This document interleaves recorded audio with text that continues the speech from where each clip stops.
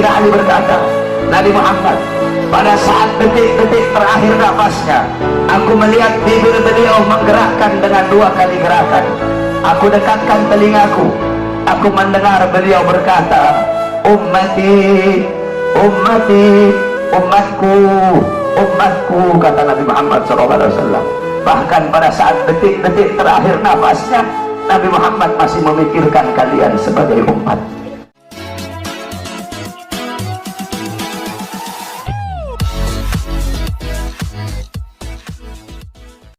Umat yang selalu dirindukan oleh Nabi, umat yang dimana qala Rasul sallallahu alaihi wasallam, Nabi Muhammad sallallahu alaihi wasallam bersabda di dalam hadisnya, idza yushaku ahadukum bisyaukatin fi rijlih la ajidu ala maha fi qalbi. Apa kata Nabi? Andaikan salah satu dari kalian, wahai umatku, ada yang kakinya tertusuk duri, maka pasti kalian merasakan sakit. Rasa sakit yang kalian rasakan, itu pun aku rasakan, bahkan sampai ke dalam hatiku. Umat yang selalu dicintai oleh Nabi Muhammad, umat yang selalu diperdulikan oleh Nabi Muhammad. Sayyidatuna Aisyah radhiyallahu anha, beliau pernah melakukan suatu pekerjaan yang disenangi oleh Nabi, sehingga Nabi mengangkat tangan dan berdoa, Allahumma ighfir li Aisyah ma qaddamat wa ma akharat, ma adharat wa ma abtanat. Ya Allah, ampuni dosa-dosa Aisyah yang telah lalu, yang telah lalu, yang akan datang, yang tampak, yang tidak tampak. Ampuni dosa Aisyah ya Allah. Siti Aisyah loncat-loncat. Siti Aisyah sangat senang dengan doa Nabi Muhammad. Nabi berkata, wahai Aisyah, apakah kamu senang dengan doa seperti itu? Kata Siti Aisyah, siapa yang tidak senang didoakan manusia mulia sepertimu ya Rasulullah. Kata Nabi, wahai Aisyah, kalau kamu senang dengan doa seperti itu, ketahuilah doa seperti itulah yang setiap yang setiap saat, setiap pagi, siang, sore, malam, setiap waktu aku mintakan kepada Allah untuk umatku. Nabi Muhammad begitu peduli kepada kita sebagai umat.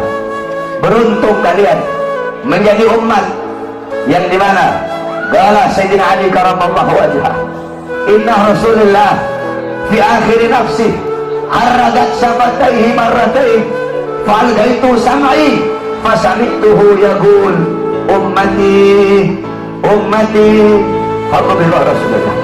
Sayyidina Ali berkata, Nabi Muhammad pada saat detik-detik terakhir nafasnya, aku melihat bibir beliau menggerakkan dengan 2 kali gerakan. Aku dekatkan telingaku, aku mendengar beliau berkata, ummati ummati, umatku, umatku, kata Nabi Muhammad SAW. Bahkan pada saat detik-detik terakhir nafasnya, Nabi Muhammad masih memikirkan kalian sebagai umat. Ketika itu Nabi Muhammad terbaring sakit di kamar yang biasa beliau tiduri di rumah Sayyidatuna Aisyah radhiyallahu anha. Allah berkata kepada Jibril, wahai Jibril, turun kamu, sampaikan kepada Muhammad, aku berikan kepada dia 2 pilihan. Apakah dia akan memilih aku atau dia memilih kehidupan dunia?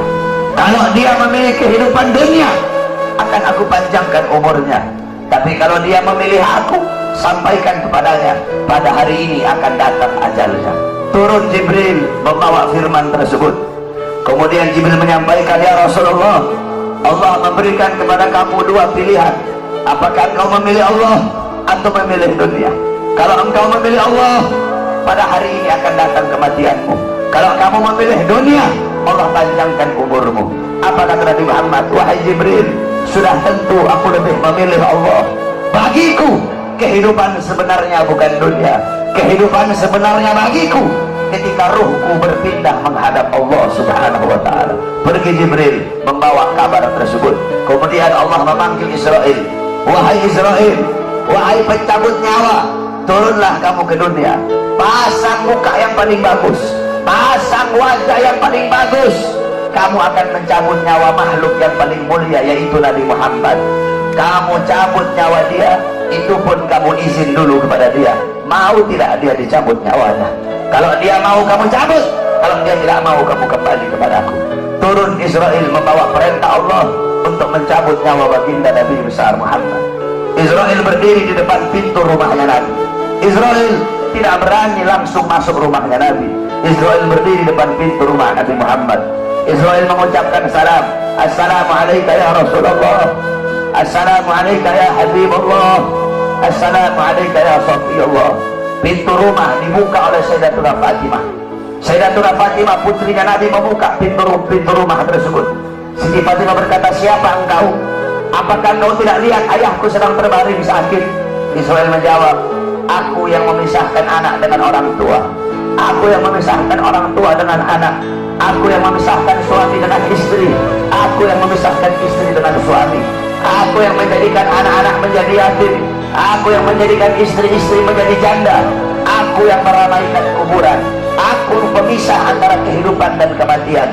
Aku adalah Israel. Allah memberikan mandat kepada aku untuk mencabut nyawa seluruh makhluk, dan aku datang ke sini untuk mencabut nyawa makhluk yang paling mulia, baginda Nabi besar Muhammad. Siti Fatimah lari menangis. Siti Fatimah kembali ke pangkuan ayahnya.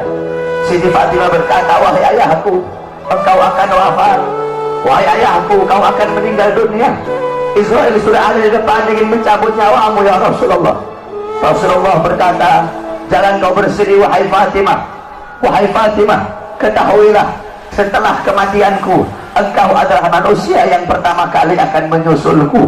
Setelah kematianku nanti kelak engkau adalah manusia yang pertama kali masuk surga setelah aku. Siti Fatimah mengusap air matanya. Datang Israel berdiri di hadapan Nabi Muhammad. Israel berkata, ya Rasulullah, dengan segala kerendahan hatiku, aku datang kemari untuk mencabut nyawamu atas perintah Allah. Aku izin dulu kepadamu, apakah engkau mau dicabut nyawa?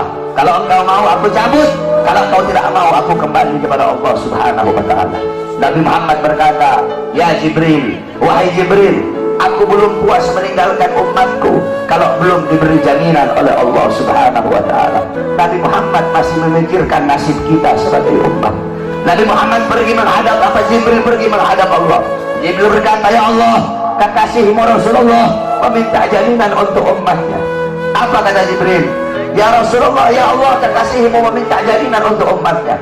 Allah berkata, Allah berfirman, fa'auhallahu ta'ala ala Jibril, basyirhu ya Jibril, innahu awwalu nasin kharijun minal ardi idha bu'isu wa sayyiduhu idha jami'u fabasyirhu innal jannah muharramatun alal umam qabla an tadkhuluha ummatuh.